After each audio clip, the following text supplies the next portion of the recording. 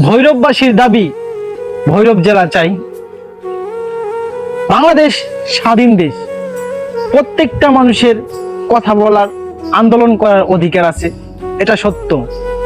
আপনাদের অধিকার আপনারা চাইতে পারেন, তাতে আমাদের কোনো মাথা ব্যথা নেই বা আমাদের কোনো সমস্যাও নেই। কিন্তু আপনারা আন্দোলনের নামে রেলপথে, রেলের উপর যে একটা সন্ত্রাসী হামলা করলেন, এটার আমরা তীব্র নিন্দা ও প্রতিবাদ জানাই। আন্দোলনের নামে এই নয় যে সন্ত্রাসী হামলা করতে হবে। আপনাদের দাবি ভৈরব জেলা চাই, ঠিক আছে। আপনারা সরকারি ঊর্ধ্বতম কর্মকর্তা যারা আছে তাদের সঙ্গে কথা বলেন, কথা বলে তাদের সঙ্গে আপনাদের সমস্যাটা জানান, এবং কি বিভিন্ন গণমাধ্যম বা সোশ্যাল মিডিয়াতে আপনারা সংবাদ প্রচার করেন, এবং কি আপনারা শান্তিপূর্ণভাবে আন্দোলন করেন। এই নয় যে আন্দোলনের নামে সন্ত্রাসী হামলা করতে হবে। আপনারা যে কাজটা করেছেন, রেলের উপরে যে হামলাটা করেছেন, একটু বিবেক খাটিয়ে বলেন তো, আসলে কি এটা আন্দোলন হয়েছে এটা, নাকি এটা সন্ত্রাসী হামলা হয়েছে? একটু বিবেক খাটিয়ে বলবেন।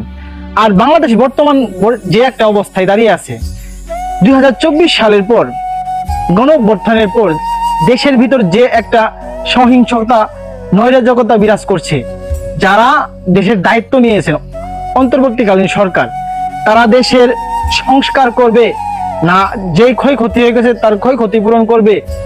এক এক দিন এক এক জায়গায় এক এক দাবি নিয়ে আমরা রাস্তায় নামছি, না আমাদের দাবিগুলাই পূরণ করবে।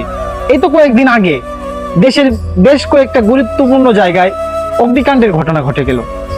চট্টগ্রামে ইপিজেডে আগুনে পুড়ে ধ্বংস হয়ে গেল, মিরপুরে আগুন লাগলো, তারপর হচ্ছে আপনার বাংলাদেশের সবচেয়ে একটা গুরুত্বপূর্ণ জায়গা, বড় একটা জায়গা, হযরত শাহজালাল আন্তর্জাতিক বিমানবন্দর, সেটাও আগুনে পুড়ে ধ্বংস হয়ে গেল। আপনাদের কি একটু আক্কেল হয় না? বাংলাদেশের এতটা গুরুত্বপূর্ণ স্থান, এতটা ক্ষতি হয়ে যাচ্ছে, তারা এগুলাই সামলাবে না আপনারা যে রাস্তায় নেমে আন্দোলনের নামে সন্ত্রাসী হামলা করছেন এগুলাই দেখবেন? আসলে আমরা বাংলাদেশের মানুষ এমন পর্যায়ে চলে গেছি, যে কোনো একটা পারিবারিক সমস্যা হলেও রাস্তায় নেমে আন্দোলন করি। কেন ভাই, কি সমস্যা? এগুলা করে কি সব সমস্যার সমাধান হয়? হয় না। তো আমার কথায় কেউ যদি কোনো মনে দুঃখ নিয়ে থাকেন, তাহলে কিছু করার নাই। বাংলাদেশের যে বর্তমান অবস্থা, এগুলো বলাই উচিত। সবাই দেশকে ভালোবাসুন, দেশের স্বার্থে কাজ করুন, ধ্বংস নয়, গড়ে তুলুন সোনার বাংলাদেশ।